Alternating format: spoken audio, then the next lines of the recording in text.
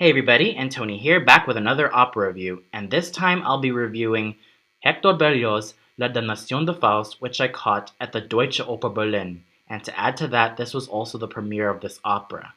And as always for this review, I have my little program here with me, so that just in case I forget any names or screw up with pronunciation, I have this as my guide.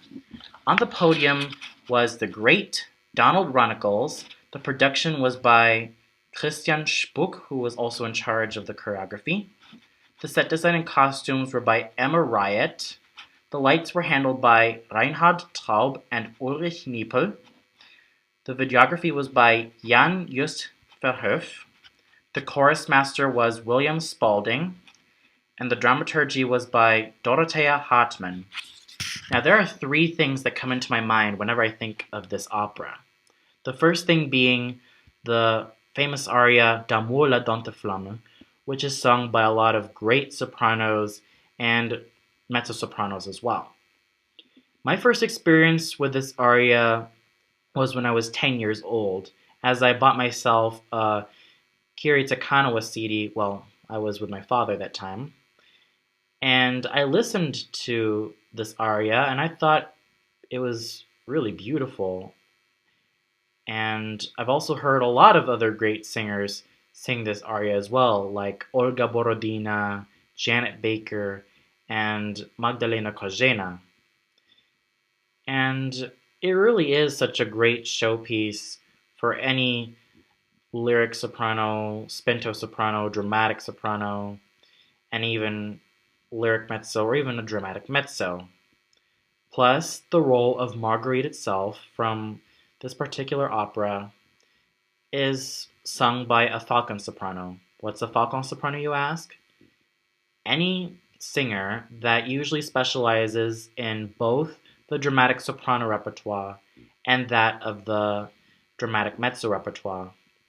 It was originated by a great French female singer by the name of Marie Corneille Falcon, who was very well known for creating the roles of Rachel from Halévy's La Juive and Valentine from Meyerbeer's Les Huguenots.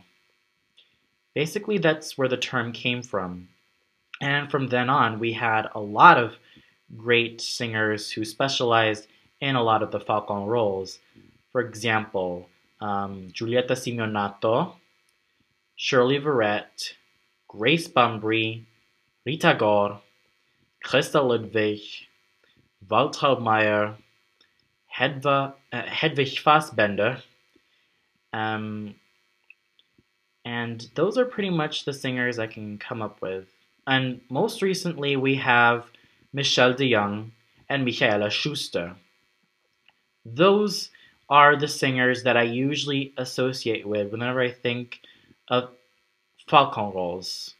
And some examples of Falcon roles are Carmen from Bizet's opera, Venus from Tannhäuser, Ortrud from Lohengrin, both Isolde and Brangena from Tristan and Isolde, even though Isolde is more for a soprano, Sieglinde from Die Walküre, Kundry from Parsifal, Marta from Tiefland, Giulietta from Tales of Hoffmann, and of course, Marguerite from La Damnation de Faust. So, that's pretty much what I think of, well, the first aspect that I think of whenever I think of this opera in general.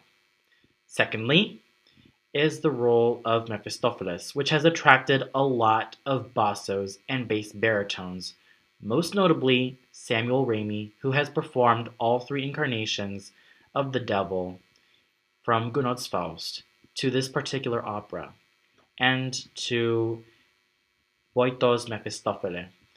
He's a notable interpreter of the devil, and he's been critically praised, and a lot of fans have really loved him for his portrayal of Mephistopheles from all three incarnations.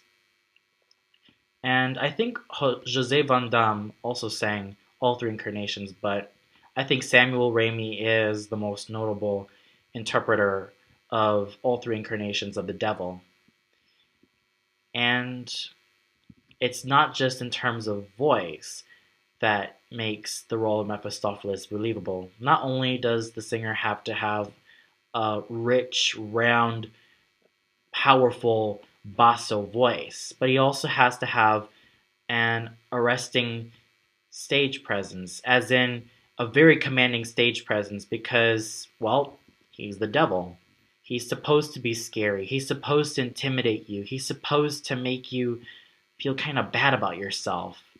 And that's what I think any singer who flocks to sing Mephistopheles from either of the three operas should do.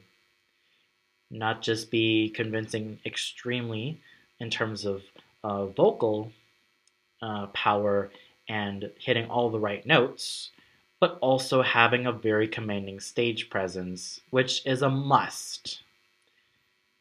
Thirdly, if it wasn't obvious already, this and its other incarnations, Gounod's Faust and Boito's Mephistopheles, are also based on the Faustian legend. This has also been turned into a play by the great German playwright Johann Wilhelm von Goethe. For those of you who don't know the Legend of Faust, it simply goes like this. Faust is a physician, an aged physician who is very tired of his life and wants to end it. The devil, Mephistopheles, comes in and promises him worldly pleasures as long as he makes a deal with him.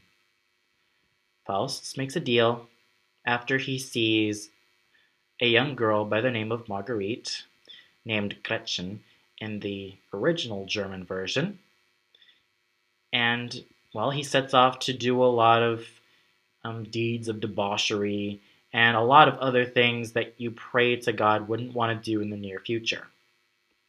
He is extremely enamored with Marguerite, but Marguerite ends up pregnant, and due to that, her own child died, and her mother also died as well, all because of her. Well, as the townspeople say. She's placed in jail, and she ends up dying in prison. Faust ends up being dragged to hell along with Mephistopheles, whereas with Marguerite, ends up being forgiven and is ascended to heaven. That's pretty much the story of Faust, Mephistopheles, and Marguerite. Now that that's out of the way, let's get on with the production. The production of this particular opera was very minimalist, usually relying on a lot of black and dark colors, such as gray and dark blue, but mostly black. It was very, very black, which I thought was pretty suitable for the opera, since it does talk about the dark intentions of human nature. I don't really mean to sound pretentious, but it does seem that way. It does seem that it does evoke the dark side of the human soul, as evidenced by this particular production. And what I also seemed to notice was there was a large circular platform in which the performers usually stand in, and also it's a revolving stage. So set designs really change from time to time as the stage revolves. Like on 1 minute, you're on the platform. The next, you're in this opening, this huge opening behind the platform, where there are also other performers there too. And I thought it was at its most beautiful when the soldiers came out with little houses and they placed each of them on the platform and there were stars showing, thus making it really beautiful.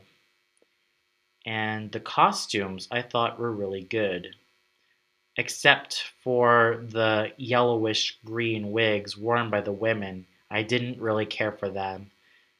They looked kind of, well, bad. But I'm being honest here. They didn't really look that good on them. And that was pretty much a little bit of a letdown. But I thought that the costumes were really good, especially those of Faust's and Mephistopheles. Faust was wearing uh, a sort of attire that's usually worn in the late 19th century and early 20th century. Mephistopheles is dressed in black, and he has this sort of effect that he uses when he snaps his fingers, as in there's fire, there's a flame coming out when he snaps his fingers. And I thought that was such a nice effect. And another effect that I also noticed about this staging of the opera was there were two screens coming down, and each showing a silhouette of a horse. And the silhouette of the horse turns into a demonic being. Still a horse, but looking very demonic already. And on the horse's back, we see a man and a woman doing it with each other, and that kind of adds to the creep factor of this production. And then after that, we see the horse turning into some other strange demonic being, this time being all skeletal. And I thought, wow, that is just creepy. It basically got me on the edge of my seat. So the people behind this production really went out of their way to heighten the creep factor of this opera, and they really did a great job. Unfortunately, the yellowish green wigs simply have to go. But I thought Marguerite's wig looked really cute. And she was wearing a black dress with red shoes. Well, safe to say she looked really cute. That's pretty much the best thing I could say. But I think it's because it's supposed to show her naivete and youthfulness because she's the only innocent character of this opera. And the soldiers, I thought, were really well dressed. They were still dressed like soldiers, well, mostly from the early 19th century, and they all looked elegant. Those are what I felt are the best costumes for this production. The soldiers' costumes were just absolutely gorgeous, especially that of the branders. So overall, this production is really interesting, and I do care for the minimalist production. I definitely tolerate it, but it's the yellowish green wigs that kind of turn me off, especially when worn by some of the women. And another thing also is the choreography, which I thought was absolutely amazing. The choreographer himself really went out of his way to make such a well choreographed dance, or make such well choreographed dance scenes. And still, the production may be all dark all over, but it's so interesting. But some of the costumes do need a little bit of tweaking, but still, it's pretty good, and it's still interesting to actually watch. And now let's get on to the singers, which I'm very excited to talk about since I feel that all the singers did such a magnificent job at doing their thing. But my most favorite singer of this opera was the Mephistopheles himself, Samuel Youn, who was a Korean-based baritone, well known for his portrayals in a lot of Wagner and Verdi operas, but mostly Wagner and Strauss and a lot of German composers from their operas. I thought he was absolutely amazing. Vocally, he had this rich, round, dark quality to his voice, and it was so addicting to listen to. He was so amazing in terms of voice. He had this firm, rich, and luscious tone, and his high notes as well as his low notes were all ringing with such power. And his stage presence was equally as commanding. I was so enthralled when watching Mr. Yun as Mephistopheles. I thought he was the best performer, hands down, of this evening. He is absolutely first rate in this role. He is so up there with the likes of Samuel Ramey, José Van Damme. Nikolai Gyaurov, Cesare Siepi. He is so up there with the great singers of the past. And frankly, he's his own singer. I thought he was absolutely amazing. He was able to hold his own, and he was pretty much the very singer who actually made the evening.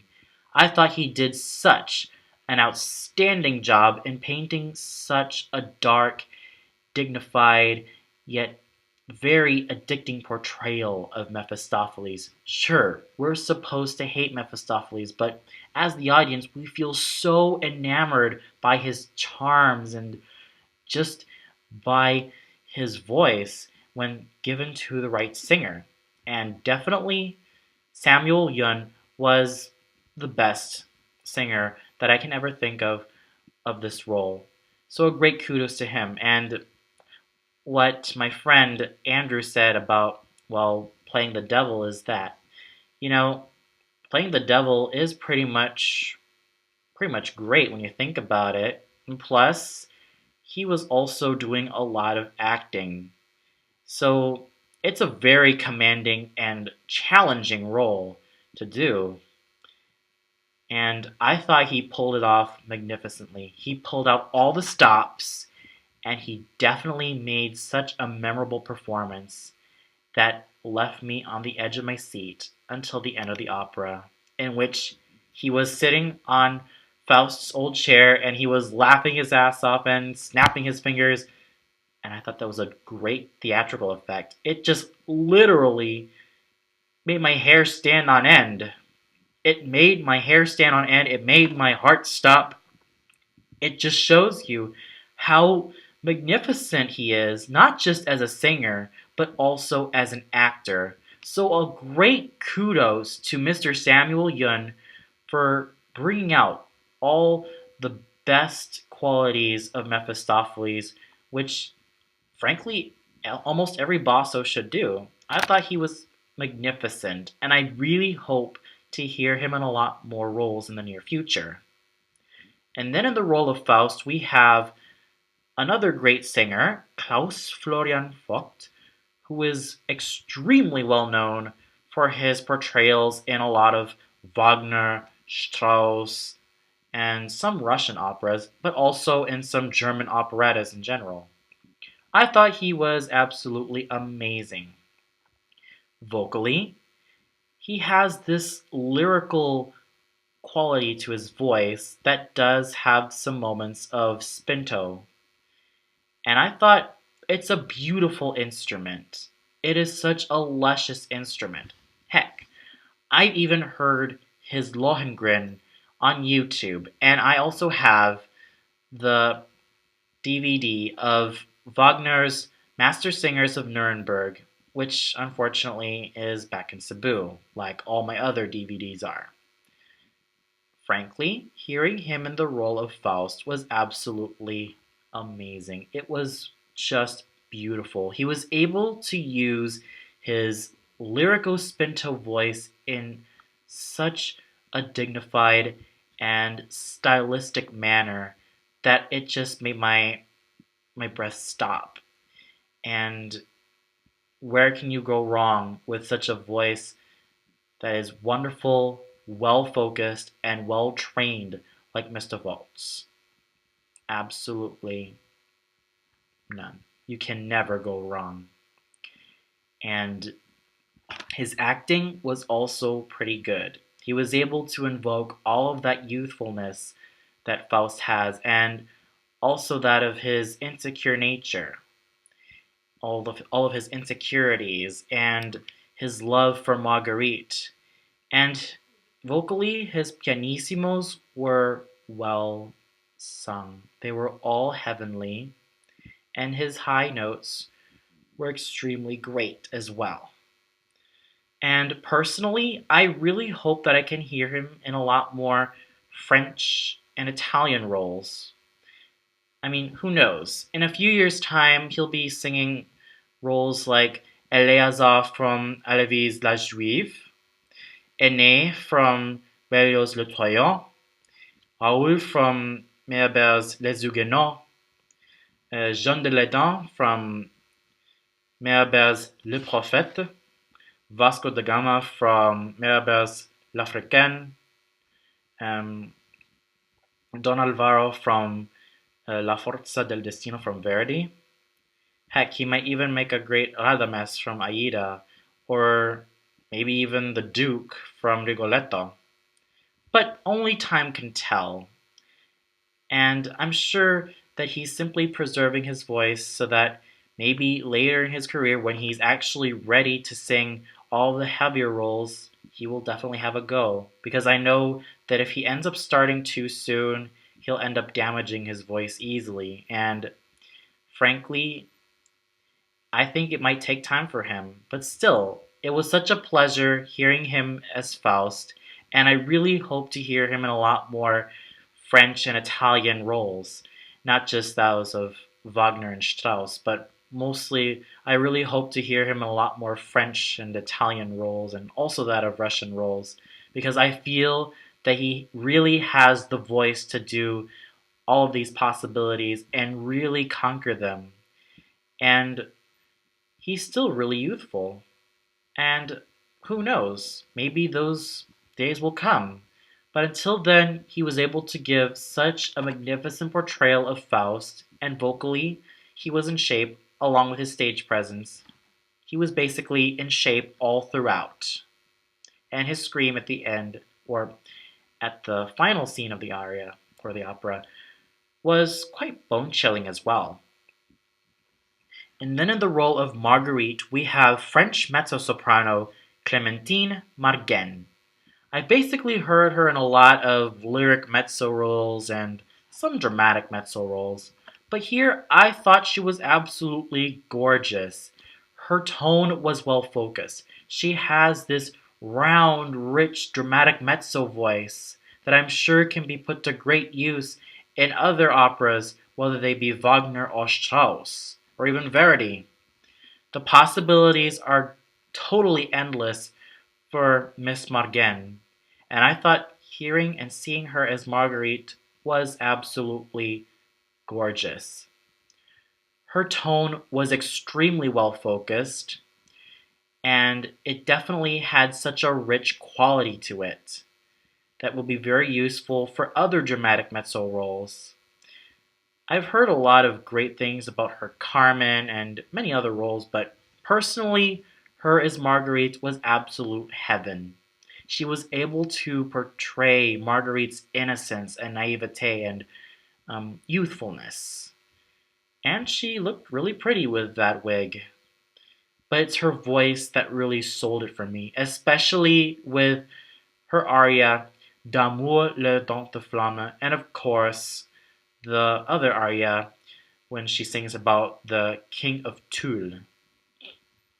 I thought her voice was absolutely amazing, and I really, really hope to hear more of her in other operas, and maybe even in a lot more dramatic roles like Eboli or Brangena, Venus, Ortrud, but only time can tell. But still, she was able to give such a beautiful performance of Marguerite. She was able to show all of the fragilities, all of Marguerite's youthfulness, and I thought she played it beautifully. In the thankless role of the Brander, we have German basso Tobias Kehrer. He was able to make such a great role, even though it's really thankless, because he only appears in the first two parts of the opera, or the second part of the opera. I thought he was absolutely amazing as usual. Heck, I even saw him as Sarastro and the monk and one of the Flemish deputies from Don Carlo. I thought he still has it. He still has his amazing, round, rich basso voice, and maybe in a few years' time he'll specialize in a lot of bigger roles. And I definitely felt so addicted listening to him. And he's still able to hold his own. But still, he was very amazing, very captivating, and he was quite athletic as well. So overall, he gave such a memorable portrayal of such a very thankless role. And then we have Heidi Stober singing the soprano solo, who ended up appearing in the last part of the opera.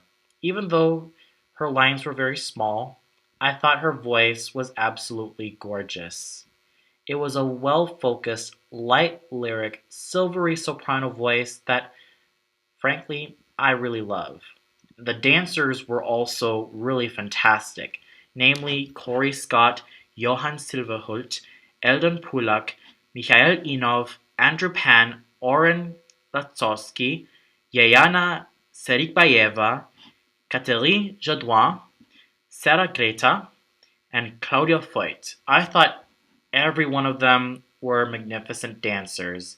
They were all graceful, they were all beautiful, and they all had this type of magnetic presence that even though you don't see the singers, well, singing, you can see them do such magnificent dancing.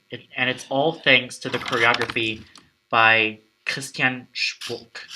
I felt that the choreography of this opera was very well choreographed, especially the ballet music, the one that goes da da da da da da da da. Yeah, that was another musical piece that I encountered ever since I was a kid. Since, well, ever since I was 5 until I was 10, I did ballet. And hearing that piece again was quite nostalgic. And seeing them was absolutely captivating as well. They were able to keep the opera going. And then on the solo English horn, we have Chloe Payot, who was able to accompany the mezzo Clementine McGann beautifully.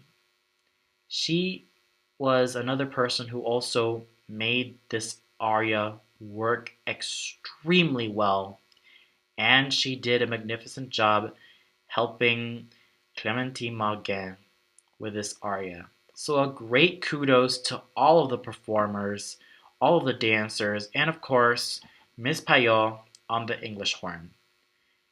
And overall, I feel that Mr. Runnacles definitely did a fantastic job conducting the orchestra. There were no moments where it was too fast or was too slow. I thought it was extremely well paced. The chorus was also in harmony. And overall, it was a great night of seeing such great singers and equally great dancers, and of course, Mr. Donald Runnacles conducting the orchestra. And also great chorus, and also a great chorus as well. So overall, great singing, an interesting production, and something that was definitely a worthwhile evening. Well, that's all for now. Be sure to tune into my review of A Winter's Tale, which will be tomorrow. Until then, this is Antoni signing off and wishing you all a good night.